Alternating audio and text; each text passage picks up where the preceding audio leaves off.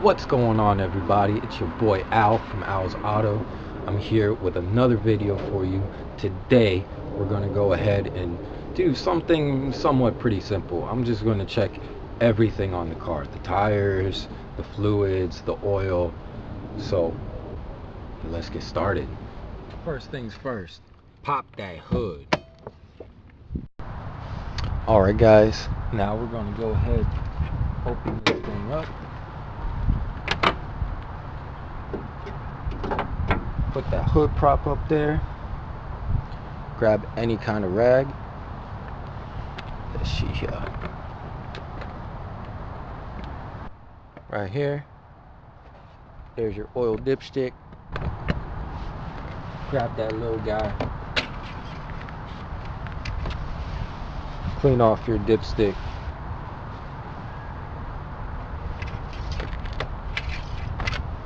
Put it back in and take it back out. Oop, oop, oop, oop. Oh, it's hard to see. Okay, so my oil is okay. Nothing, it's not too bad. You know, be better off. There you go. You see the two dots? The dot closest to my finger, that's where it should be. So it's pretty good for now. So just wipe it off. Let's put it back in. When you check your oil, you want to make sure that your car is on a flat surface. It can't be on a hill, or else you won't get a really good reading, you know. So be careful with that. Make sure you can get it on a flat surface. Okay guys, so the first thing I'm going to check is my brake fluid, which is all the way right over here. Now, it is okay to open this up. The only reason anyone ever says to not open it up is because you don't want to introduce air into the system. If you introduce air into the system, what happens is that your brake pedal is going to be spongy and you're not going to brake at all. It's not good. Trust me, guys. So, but just taking off the cap is perfectly fine. Don't worry about it. Now, there's two things that you want to check. First, your level, and second, the color of the fluid. So, it's really hard to see the level on my camera. It's a little bit cruddy, to be honest, but it was a nice little cheap camera. But there's always a low line and a full line. So my low line is underneath the battery, but my full line is right up here. Hopefully you guys can see it. I don't see what's going on in the camera. So my brake fluid is actually full. Okay guys, now the second thing that you want to look at is the color. Okay, and so there's the color right there, and I mean, that's pretty good. That's okay. You know, when the brake fluid, when you put new brake fluid in, basically it's clear. So being clear, when it's nasty and dirty, you know, it's going to be green or just black or something like that, and that's when you know it's time to replace that brake fluid. So my brake fluid's okay for now. I'm just going to go ahead, put the cap back on, and we move on. Okay, so next thing I'm going to go ahead, check my air filter. For those of you who saw my first video, it's been a couple of months, so you know, the same thing as always. This guy's got two clips. It just kind of pulls out like that. If you pinch it, it's so much easier to take out. So this is okay. It's not bad. You know, I can see the light through it. I don't know if you guys can see the light through it. Maybe not. Probably not. Okay, but this isn't bad. So I'm just gonna go ahead, put it back in here, close it up.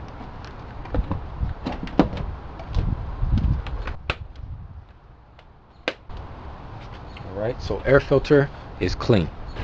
Okay, so the next thing I'm going to check is the coolant right here. So the only thing you really have to do is look at the level. This is my full line right up here where the fluid is. So that's good. That's perfect.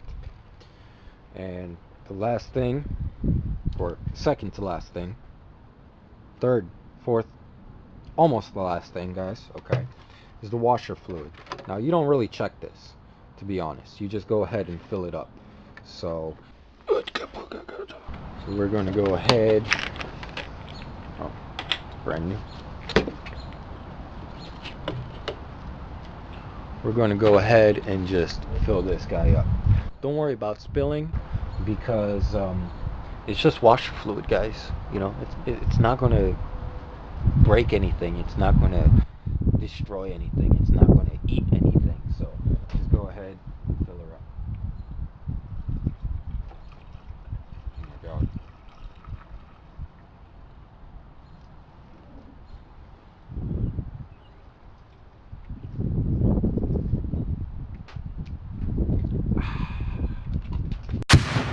Now I'm going to go ahead, check my tires. This one doesn't have a valve cap, but usually you need to have a valve cap on here. It's not completely 100% necessary, to be honest. So there's a couple different ways to check your tires, but I have a compressor and I have this little tool right here, and the gauge shows me exactly where the tire is, and I can pump it up. So let's do it. This guy, there's a little thing right here. You press it, you put it in, and you let it go, and you can go ahead and just leave it off. Now, I personally like my tires at 38 to 40. So right now, this one's okay, just a little bit.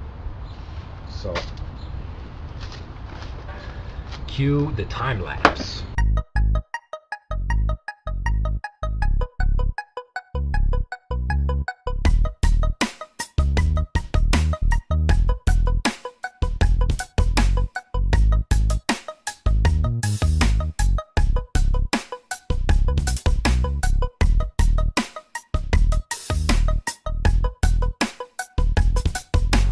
So this bad boy was the only one that was low.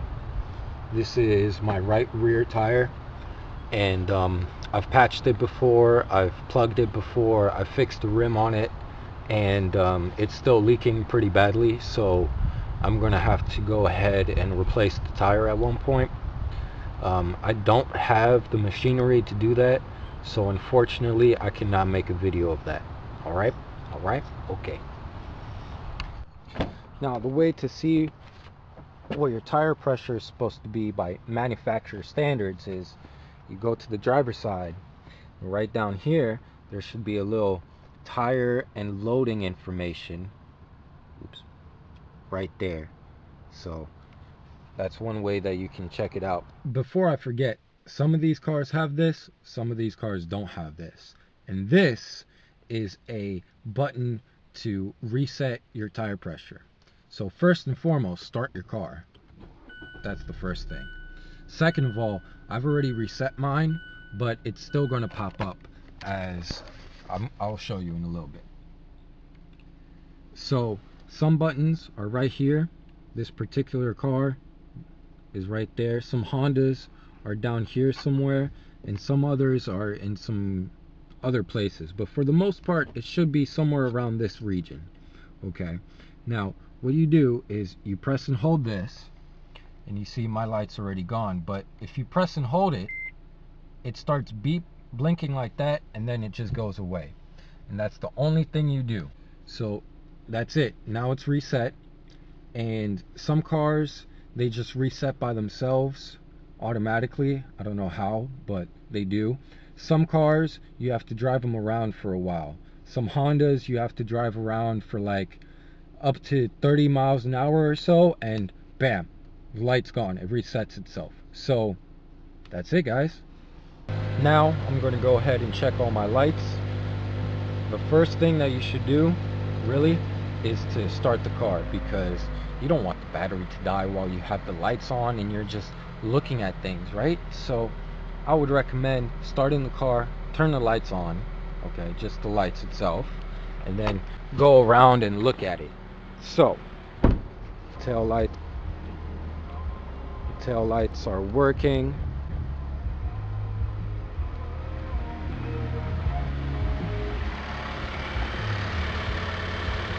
Headlights are working. This light is out. Headlights are working. You see how this light is on? So the other side is out. Now, turn that music off. Now go ahead, hit your hazards, be better. And go ahead, turn on your high beams.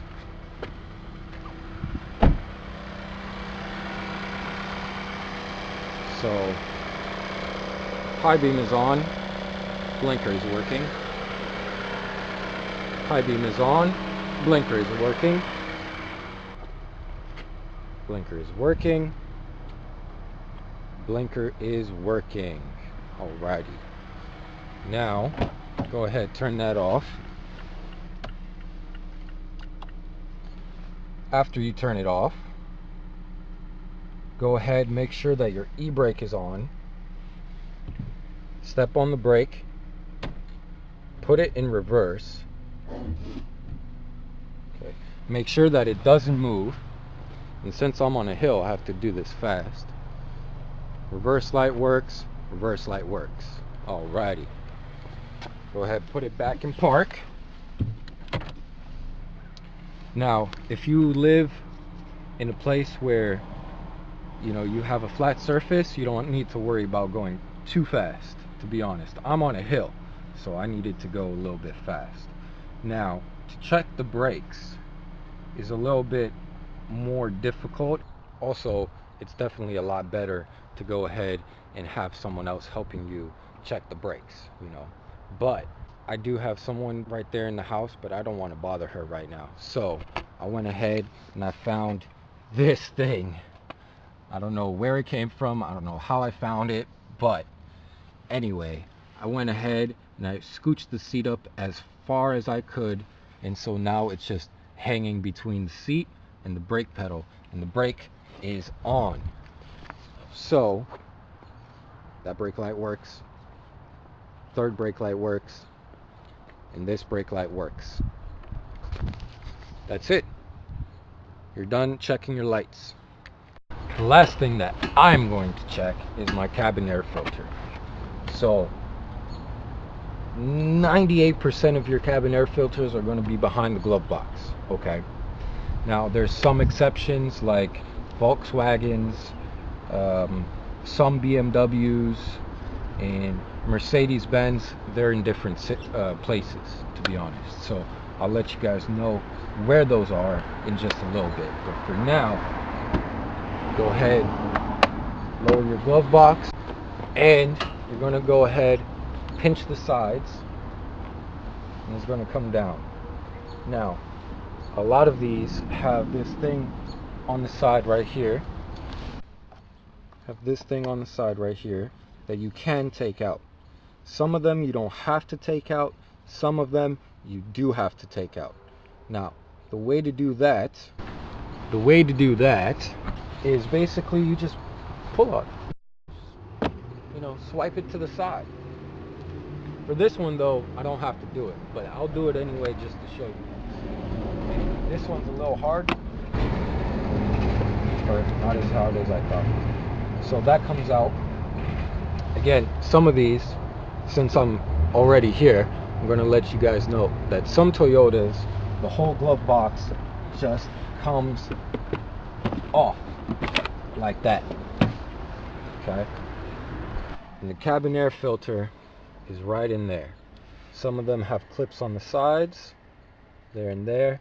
This one, for this Mazda 3, just this little thing. You pull up on it, and it comes straight out. Now, I definitely need to change this cabin air filter out. This thing is nasty. Look at that. Ugh. But for now, I don't have one, so I'm just going to go ahead and put it back inside. Come on, come on. There we go. And then I'm going to go ahead and put my glove box back in. So these right here, there's a little slot here, as you can see my finger passing through. They go right in here. Okay, so there's one, there's two, there's one, and there's two. This guy is going to come right in here. Okay, so the same way you guys took it out, you gotta line it up. It will click. Pull this down a little bit. Go ahead. Come on. Come on, beautiful. There you go. That's in. You can pinch the sides and go in. And that's it. Now you have checked your cabin air filter. Now, some Volkswagens, for some reason, they're all the way down here underneath everything. Okay? Some BMWs and Mercedes-Benz are right here underneath the dash. I mean, not the dash, but the I lose my words. I don't know what that exactly what that is, but it's right under here. It's right here. Okay.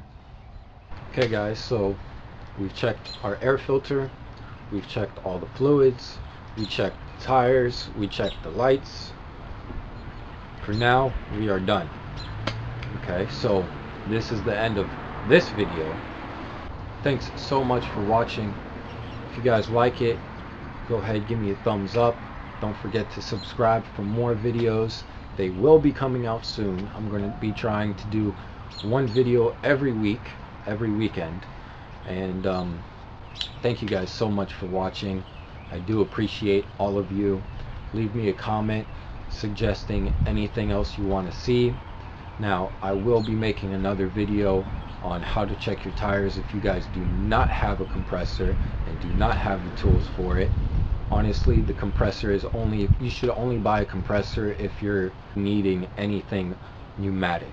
So if you're going to be doing a lot of car stuff, if you guys are going to be doing a lot of body work, or you know, anything automotive, go ahead, buy a compressor.